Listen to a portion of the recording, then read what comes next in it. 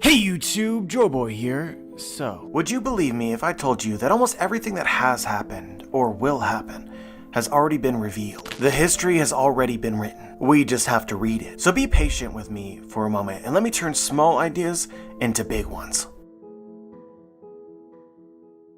In recent chapters, it was revealed that Emu is of the Nerona family. And when this chapter dropped, I was immediately reminded of Emperor Nero of ancient Rome. If you dig into it, there's actually a lot of similarities between Emu and Nero. One of these similarities, which is most likely not intentional, is we know Emu in the story actively rewrites history. So then I find it ironic that most historians today agree that our perception of Nero's lasting legacy, is a slanted truth. History has effectively been rewritten. As Emu may literally be a demon or the devil, Nero was demonized, and ultimately history remembers him as worse than he probably actually was. But this perception of Nero makes him essentially one of the most evil people to have ever existed, very similar to the current portrayal of Emu. Context aside, this man most definitely killed his own mother and his wife. Theories at the time speculated that he was also responsible for the Great Fire of Rome and basically utilized it as a political maneuver. It's estimated that this fire destroyed 71%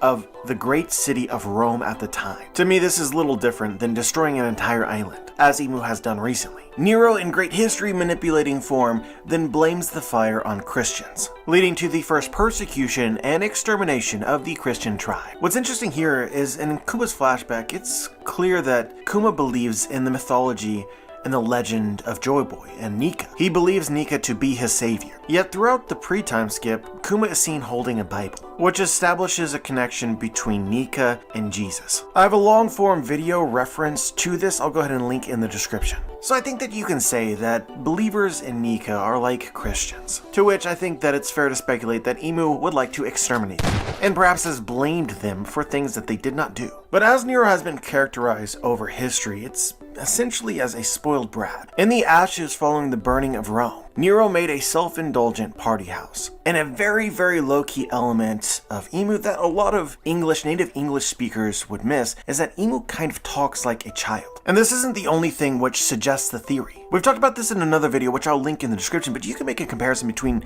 Emu, the world government, and Dressrosa, specifically a combination of Doflamingo and Sugar. Dressrosa, the same as Skypiea, basically is a small-scale variation of the celestial dragons in the world government. The country is ruled by a god, somebody who sees themselves as greater than other humans, and they attempt to hide the corrupted nature of their country. In Dressrosa, this is accomplished using Sugar's ability to turn dissenters into toys which everyone then forgets about. As the world government would describe it, Sugar erases lights. But despite this, just like in the case of the world government, there is a revolutionary army, led not by Dragon but by Kyros, fighting to reveal the truth. But the real nail in the coffin for me is the fact that Oda also gave Sugar the random ability of perpetual youth. Like, with the moment she ate her devil fruit, she stopped aging, which was a very strange thing to do, and in my opinion is telling. You can also make the comparison when Emu and the Gorsei are talking to King Cobra, that Oda might have been inspired by Where the Wild Things Are. I don't find any of this evidence to be a reach, and it all creates the impression that Emu might be a child, in appearance and also maybe in personality. And if this is true, you could see a depiction of Emu in the future similar to Nero as a spoiled brat. But of course, we know that the story will end, Emu will be defeated, and Luffy will be victorious. The world government led by Emu ends at the end of the story for sure, right? And this also feels similar to Nero's lasting legacy. Nero's death marked the end of the Julio-Claudian dynasty, or essentially the lineage of Julius Caesar, who sparked the creation of the Roman Empire. So I think that we can say for sure that Emu's defeat will be the same as Nero. It will mark the end of an era.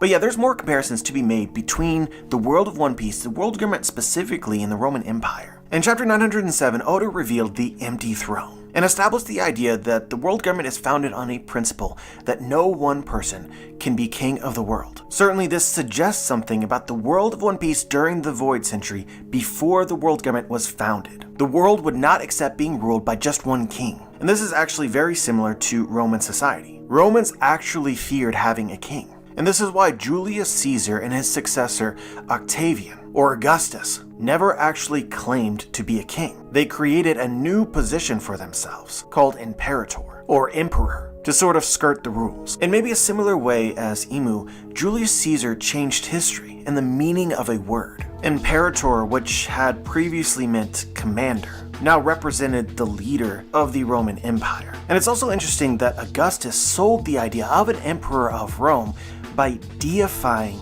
Julius Caesar. Julius Caesar and his descendants became gods. This was referred to as the Roman imperial cult. Oda potentially used this history in the creation of the celestial dragons, from the 20 kings to the 20 gods. But the end result of all of this is Rome, a civilization which feared having a king, ended up with one, in everything but name. And to me, this feels like the inspiration behind the empty throne in One Piece. The world which fears a one true king ended up with one. Guys, I can't be the only one who finds all of these comparisons striking. There is definitely something here. But anyway, we've talked at length about my opinion that history in the One Piece world is repeating. Joy Boy, a character from the Void Century, has arrived again in present day. Luffy, who is somehow also this person, is simultaneously doing things that Joy Boy had done in the past. As an example, we learn from the Poneglyph of Apology located in Fishman Island that Joy Boy made a promise to the Fishman princess of her era, Poseidon, a promise he was unable to keep. And there is no doubt that it is not a coincidence that at the conclusion of Fishman Island, Luffy makes a promise to the Fishman princess of her era, Poseidon, Shirahoshi. Oda even draws this in the most overt way possible, highlighting not only the importance of this particular promise, but promises in general. And I think that it is likely, unlike Joy Boy, Luffy will be able to fulfill this, and one day take Shirahoshi up to the surface so that she can see a real forest. But as the history in the world of One Piece is repeating,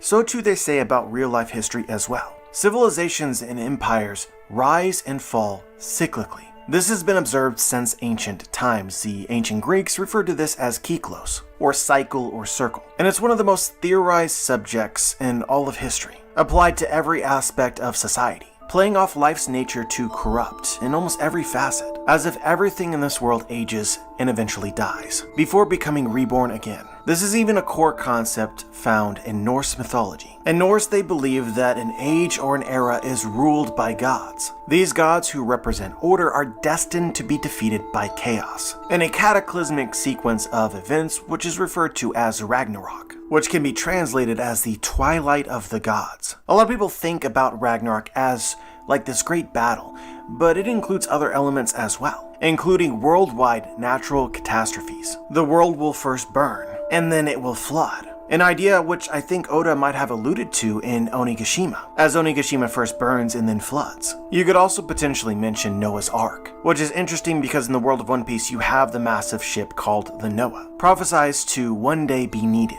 And I find it incredibly likely that at the end of the story, the world of One Piece will flood. Ragnarok will come to the world of One Piece. The current gods will fall, defeated by chaos, in this case representative of piracy. But again, cyclical history, as this will happen, it most likely has already happened. In Norse mythology following Ragnarok, the world is consumed by darkness. For all intents and purposes, it becomes a void. So I see the Void Century as evidence that there was a prior Ragnarok. And if gods fell before the Void Century, these gods were most likely the Lunarians. But the darkness following Ragnarok does not last forever. Eventually, a new world will emerge. It's an endless cycle, but one that also contains progress, because the world that follows is always slightly better than the one that came before. And this leads us back to the Roman Empire. It is said that the year 476 AD marks the fall of ancient Rome, and the beginning of what is colloquially known as the Dark Ages of history. But obviously history is more complex than it's presented here, because technically the Roman Empire lived on, simply in a markedly different form, and officially fell some 1,000 years later. But there's enough here to get your brain racing. Guys, have you ever heard of the day that the world went dark? It's speculated to have been in 536 AD, 50 years or so after the official fall of classical Rome. But this year is considered by many to have been the worst year to ever be alive, at least in recorded history. Records from all over the world, including tree records, substantiate that in 536, a mysterious darkness rolled over all of Europe and Asia, a darkness which blocked the sun's light during the day for 18 months. An ancient historian, Procopius, wrote, "The sun gave forth its light without brightness, like the moon, during the whole year. The exact cause of this is unknown, although a lot of people believe it is because of a volcanic activity, a supercolossal eruption, possibly many of them in succession. Regardless, what is certain is that the world experienced what is equivalent to a nuclear winter, and this event is described as a little ice age. As the light of the sun failed to reach the surface, temperatures plummeted everywhere. This disaster had lasting impact for approximately 100 years, also known as a century. But as we said prior, after the fall of ancient Rome, history is colloquially referred to as the Dark Ages. This is not technically correct, and a lot of people dispute this, that you should call it the Middle Ages. But regardless, it's called what it's called. Remember Norse mythology, the fall of the gods at the hands of chaos. The gods in the world of One Piece are the celestial dragons, and chaos are pirates. The gods in real-world history were the Roman emperors, and chaos was pirates. Or maybe as you know them, Vikings. In interviews, Oda has made it abundantly clear that his favorite type of pirates are Vikings. And allegedly, it is a children's cartoon, Vicky the Viking, which was the original inspiration for Oda to create One Piece. And in my opinion, there is a reason why Oda saved the Vikings of the world of One Piece giants till near the end of the story. Because they and their lore are important. But I suppose I should come clean before knowledgeable people get too mad at me. It's not technically true to say that Vikings were the ones responsible for defeated the classical Rome. In fact, there is no one thing which you can attribute as the reason why classic Rome fell. There were social, political, economic, even climate factors. But a consistent thorn in Rome's side throughout recorded history were the Germanic tribes of the north. In the event which historians collectively agree marks the end of Western or ancient Rome as it was known, involved one of these Germanic tribes, specifically an individual named Odoacer. The year 476 AD culminated in the defeat of the child emperor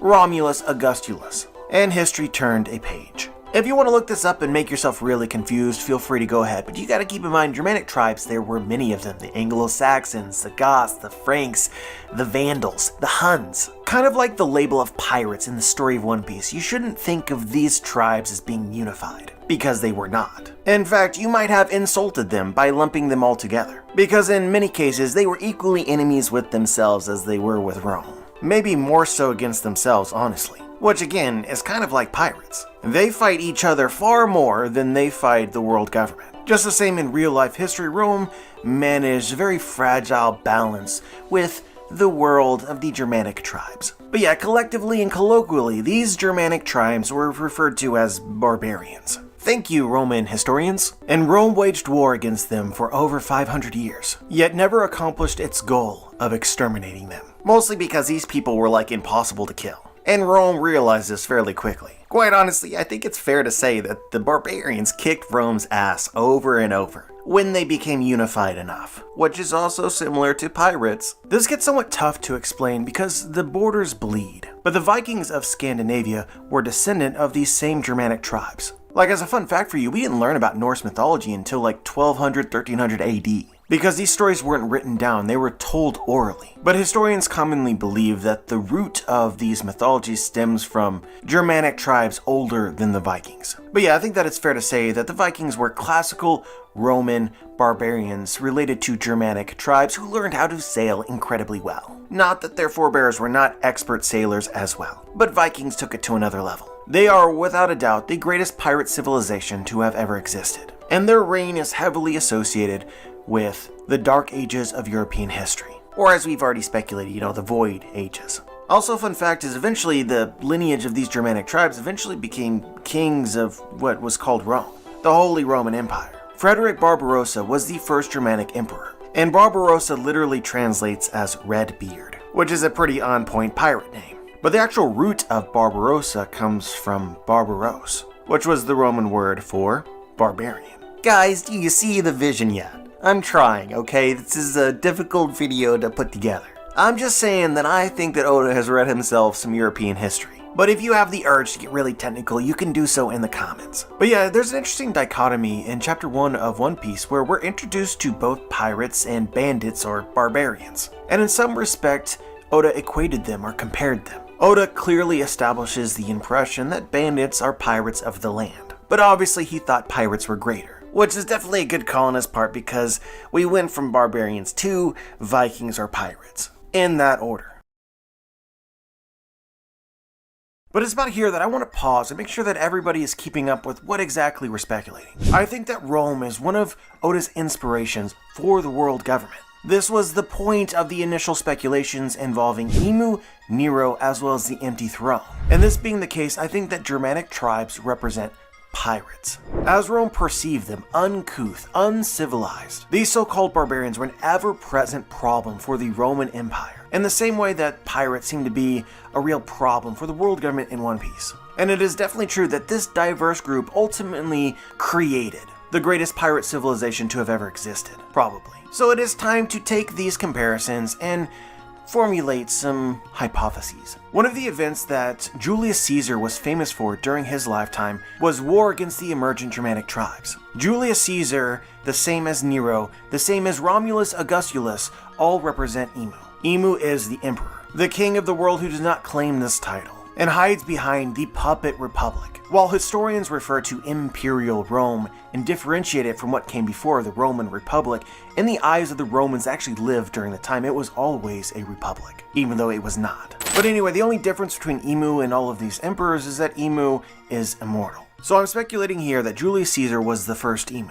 And this would correlate to the story of One Piece around the time of the formation of the world government. Julius Caesar initially had a lot of victories against the Germanic tribes or the pirates. This is often viewed as a genocide, one that actually carried some political implications in Rome at the time, as Caesar's actions were deemed by many to be inhuman. And it's about here that it should be explained that there was a complex relationship with these Germanic tribes during and after this. Similar to, I think, the Chichibukai, some Germanic peoples fought as mercenaries for the Roman army. Called Federati, they were charged with taking up arms for Rome when called upon. And I think similar to the D's who went on to become officers in the Marines. Some prominent tribesmen were taught in Roman schools and ultimately joined the Roman army. But after this, you have something akin to the balance of powers. But it should be known that the Romans were very aware of the danger that the Germanic tribes posed. Because of invasions, half of the Roman legions were stationed along the border, which reminds me of the Marine presence in the Grand Line. The Romans also built the Limes Germanicus, which is essentially a wall between themselves and the pirates, which reminds me of the Calm Belt, or possibly the Red Line. But there were certain events that really rocked the Roman Empire, and could have resulted in its much earlier destruction.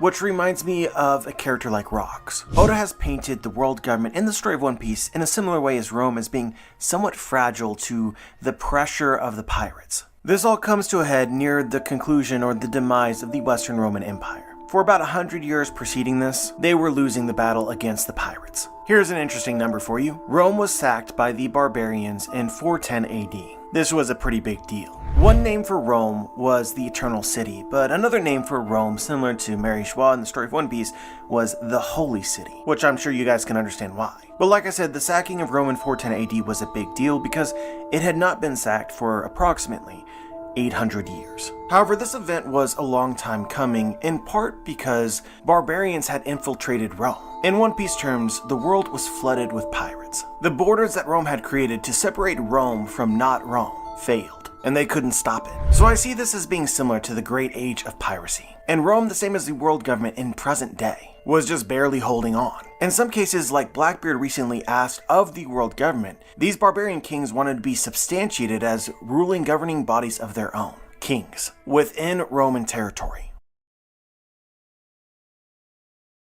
So the fall of Western Rome was a long time coming, and the sort of figurehead here was a character named Odoacer. Although his origins are not really known and highly debated, I think that this character represents Joy Boy or Luffy. I think that you could say that he brought together the pirate world, and was considered the leader of the Federati, specifically the Germanic tribes of the Heruli and the Siri, with allies belonging to many other various races. In 476 AD, these groups proclaimed him Rex, or king. So Odoacer became king of the pirates. But just generally his legacy, you should know that there were some prophecies made about him, and he was seen as a man of integrity, choosing to spare the deposed child emperor Romulus Augustulus because of empathy. But with Odoacer essentially conquering the Western Roman Empire and Rome, he didn't really bring down the world government. And I think that this will hold true with the story of One Piece and Luffy. I think that Luffy's important connections to Vivi and to Kobe are going to allow both the world government and the Marines to exist after he's won.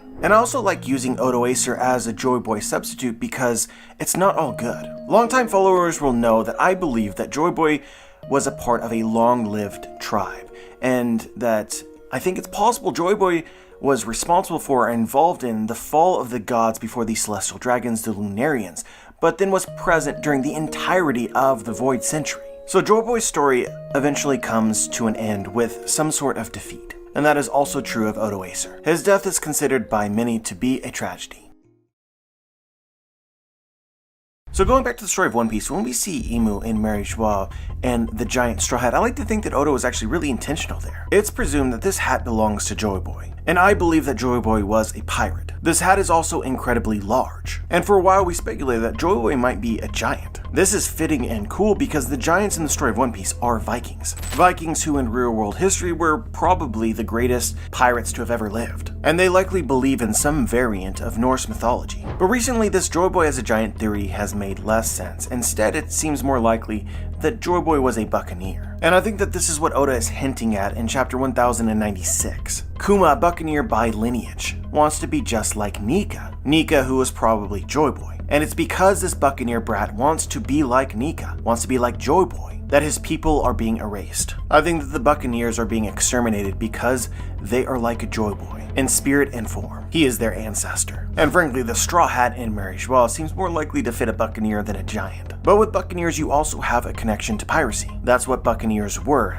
the predecessors of pirates, but in a uniquely interesting way. They were privateers, or commissioned legalized pirates, much like the Chichibukai in the actual One Piece story, of which Kuma is a member. Like honestly, Oda was cooking on so many levels here. But this brings us back to Odoacer. Detail I skimmed over is that he was the leader of the Federati. I said this earlier in the video, maybe you forgot. But they were barbarians treated much the same as Chichibukai. They were like government-sanctioned pirates, which actually makes Odoacer very different from Luffy, the character that we wanted to compare him to, but maybe not different than Joy Boy. Guys, it was recently revealed in Egghead that the distant past was far more advanced than the current present. So then I think that you can safely assume that every technology that is present in the world of One Piece right now is something that had already been created. And this most likely includes genetic augmentation, similar to the technology that the Vinsmokes revealed in Whole Cake Island. We've already said that Oda was cooking, but let's take this to an absurd level. What if the Buccaneers were like the Pacifista during or before the Void Century? We know for a fact that the world government in the present story is trying to recreate giants. And it's actually the one thing that they have been least successful in doing. We have crazy weapons and robots and devil fruits, cloning. Seriously, they made living dragons. But even Vegapunk has failed in recreating giants. And I wonder if the same was actually true during the Void Century. They never successfully created giants. Maybe this is something that will happen in the present storyline that didn't happen in the past, and that itself could be noteworthy. But I like the thought of Buccaneers as super soldiers. And then Kuma's story becomes even more foreshadowing. This was the best that the past could create, the closest to giants, the strongest artificially created race. But we know that they're called Buccaneers, right? Maybe their story also reflects history. The Buccaneers began as commissioned and government-sanctioned pirates, and then ended up as legitimately pirates. In my opinion, there is an interesting difference between the current Buccaneers in the story, the Pacifista, and what's being suggested of them from the past. We're meeting Kuma in his flashback and seeing what he was truly like. And there may not be a purer character in the whole story. The government has taken Kuma's best attribute, his humanity, and stripped it from him. And I wonder if this serves a purpose. Basically, learning from the past. Those who originally created the Buccaneers designed them to be peacekeepers. Like the Marines of today, they represented justice and power. And to make them perfect at this task, they designed them to be peace lovers and gentle souls. In a way, they were the perfect slaves, as Kuma has recently demonstrated. But the Pacifista are the way that they are for a reason, and that's because not every order is just. The most honorable and empathetic are not the best soldiers. We'll definitely see this play out once again with Kobe. So guys, it's compelling to me to suggest that the gods of the past learned this the hard way. They created what they thought were the perfect soldiers capable of enacting justice. And eventually those soldiers turned against them, led by Joy Boy, a Buccaneer. But But anyway guys, this is definitely a theory where you can easily get lost in the details, and obviously nothing or very few things are going to be 100% accurate all the time, because that's not how sources of inspiration work. But I hope that I was able to convince you that this is probably a huge source of inspiration for the story. And there is definitely much more that you can discover that I have not mentioned here. But either way, I hope that you found the video interesting and it gave you something to think about. So make sure you check out my book, The Booms, links in the description. If you guys happen to read it, make sure you leave a review, that would be awesome. Let other people know what you think about it. Like the video, subscribe, click the bell to be notified, join the squad, and as always guys, have a wonderful day.